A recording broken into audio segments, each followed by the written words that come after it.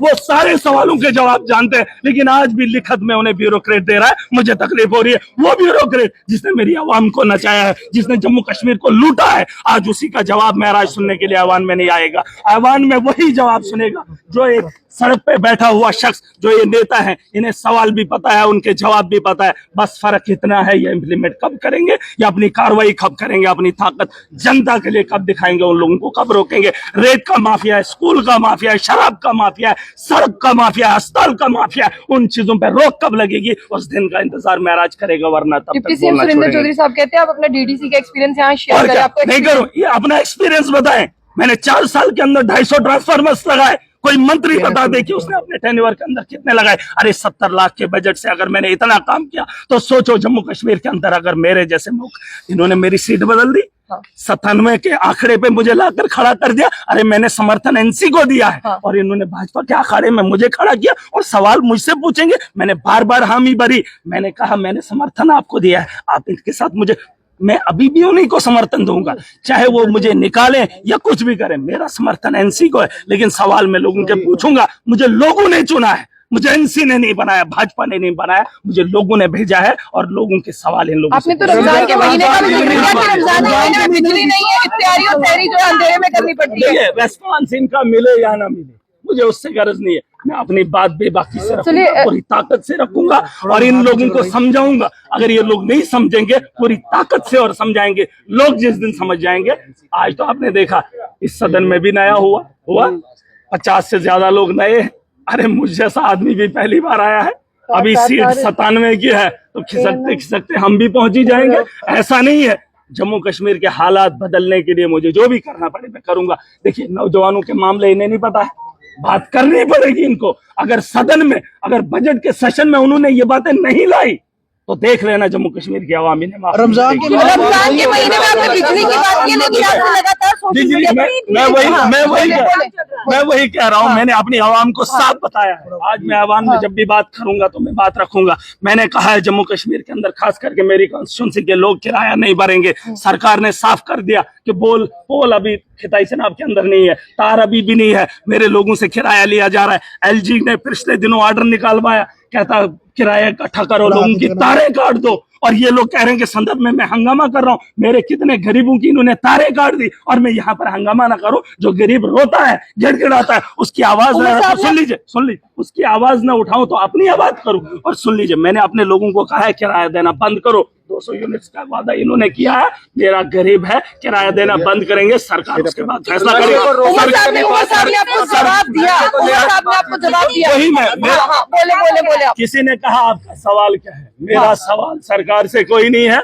मेरा सवाल ये है कि इनका जवाब जम्मू कश्मीर की आवाम के लिए कब आएगा, बस इतना। उमर साहब ने आपको कहा ना कि आप उनके छोटे भाइयों ने ये भी कहा कि आपका जो मुझे उमर साहब से कोई नाराजगी नहीं, मुझे किसी से कोई नाराजगी नहीं। मुझे जनता जो इस वक्त परेशानी हालत में है उनका अजाला अगर सरकार से हो सकता है तो प्लीज कीजिए। रमजान का महीना है, 3 रोजे हो गए। अगर आज का रोजा भी गया इफ्तियारी, सुन लीजिए, अगर इफ्तियारी के वक्त बिजली नहीं होगी, सहरी के वक्त बिजली नहीं होगी तो ये दिन में वक्त उनको नहीं लौटा पाऊंगा। बिजली का इंतजाम की गुहार लगाई है। मैं चाहूंगा उमर साहब और ये जो एडमिनिस्ट्रेशन के लोग हैं वो बिजली का इंतजाम जो खिताई से आपने भाजपा तो बहुत कुछ बोलेगी, वो तो आज खुल के कह रहे हैं हमारे को जल जीवन में जो है घोटाला हुआ है। अब क्यों नहीं बोले जब एनजी का था, तब क्यों नहीं बोले? बताइए सबसे पहले एक बात बताइए, क्या वॉकआउट किया? सदन में है, मैं वॉकआउट क्यों करूं? अरे मैं यहाँ चुन के आया हूँ, मैं बाकी लोगों की तरह वॉकआउट थोड़ी करूंगा। ये सदन मेरा, ये जम्मू कश्मीर की बेहतरी के लिए बना है। मैं चुन कर आया हूँ। मुझे इन्होंने पार्टियों ने यहाँ पर नहीं भेजा, मुझे जनता ने भेजा और जनता की आवाज को बुलंद करूंगा पूरी ताकत से। बस थोड़ा सा गला बैठ गया। क्या आवाज उठाई आज आपने? ये वो काम हो रहा है, कितनी धीमी रफ्तार से उस प्रोजेक्ट पर देखिए मैडम, आप फिलहाल ये अंदाजा लगा लीजिए किस दौर में हम जी रहे हैं। और आरडीएस, सुन लीजिए, मुझे अभी बात करनी है लेकिन मैं आपको पहले ही बता दूं। मुझे बताओ, एलजी ने मीटर लगाना शुरू कर दिया, पोल लगाना शुरू कर दिया। गाँव के अंदर हॉस्टल में डॉक्टर लाने की बात हुई। शराब के ठेके गाँव के अंदर खोले। क्या स्कूल को बेहतर बनाने के लिए इन्होंने पॉलिसी बनाई? क्या स्कूल के अंदर एक टीचर की तैनाती के बारे में बात हुई है? ये लोग शराब को, बिजली को जहां से रेवेन्यू जनरेट करना है उसके लिए पॉलिसी बनाएंगे। अरे पॉलिसी उसके लिए बनाओ जहां से हमारी नस्लें बेहतर बनेगी। सुन लीजिए, मैंने कहा इन्होंने रिहेबिलिटेशन सेंटर किसके लिए मांग की? आपने देखा भाजपा ने भी गुहार लगाई और बाकी लोगों ने भी गुहार लगाई। क्या बोला कि नशे से जो है लोग पागल हो रहे हैं, नौजवान जो है बिगड़ रहे हैं, उनके लिए रिहेबिलिटेशन सेंटर। ये नहीं बोलेंगे जिससे वो हो रहा है उसको बंद करेंगे, उसके लिए नहीं। जिन लोगों ने, भाजपा ने 10 साल में नशे के माहौल को गर्म, सुन लीजिए, माफिया से नशा बेचा और आज इस सरकार से बोल रहे कि आप हॉस्टल खोलो। किनके लिए? जो पागल हो जाएंगे, जो नशा हमारा खरीदेंगे, उनको तुम ठीक करो और फिर उनके लिए कोई स्कीम लाओ, उसमें आप लोड करो।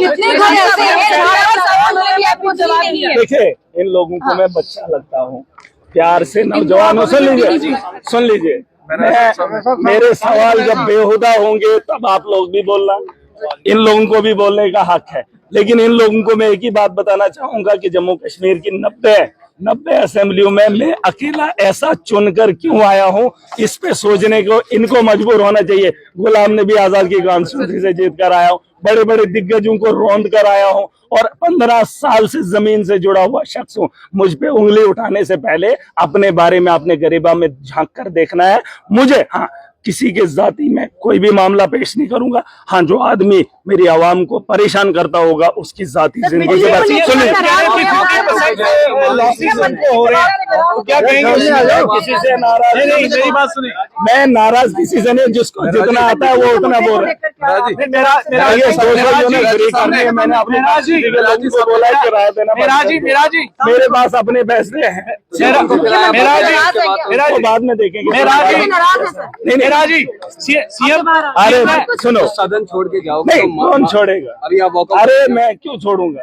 वापिस जाएंगे अंदर। और क्या, मुझे क्या छोड़, मैं क्या किसी के कहने से उठ के चला जाऊं, किसी के बोलने से कुछ भी मान जाऊं? मुझे लोगों ने चुना है, मैंने उनकी आवाज सदन में रखनी है और वो उसके लिए मैं अभी थोड़ा सा मलिक साहब, सफोकेशन बहुत हो रही है, वहाँ पे गुप है, इसलिए सांस लेना मुश्किल हो पाता है। अभी रमजान का महीना भी। मुझे बताएं कि सीएम कह रहे हैं कि 50% जो है लॉसेस हो रहा है टीएनडी का, तो उसके बाद देखिए, अब आप कह रहे हैं वो जवाब उनसे, देखिए आप मुझसे पूछेंगे कुछ जवाब उनसे भी पूछ लीजिए, सरकार से पूछ लीजिए, एलजी से पूछ लीजिए, उनसे बेहतर बताओ। और सिंपल एक ही बात है, लोगों का चुना हुआ नुमाइंदा हूँ, 7 साल के बाद उम्मीद है और उस उम्मीद को हर कोई देखना चाहता है। बस उसी उम्मीद को देखने के लिए मैं सदन में हूँ कि सरकार कब जम्मू कश्मीर के आवाम के लिए कोई बेहतर फैसला लेकर आए, उसे सुनने के लिए मैं आह्वान में हूँ। और लोग टीवी पे इंतजार कर रहे हैं, मोबाइल पे इंतजार कर रहे हैं, रेडियो पे इंतजार कर रहे हैं कि सरकार हमारे लिए कब लाएगी।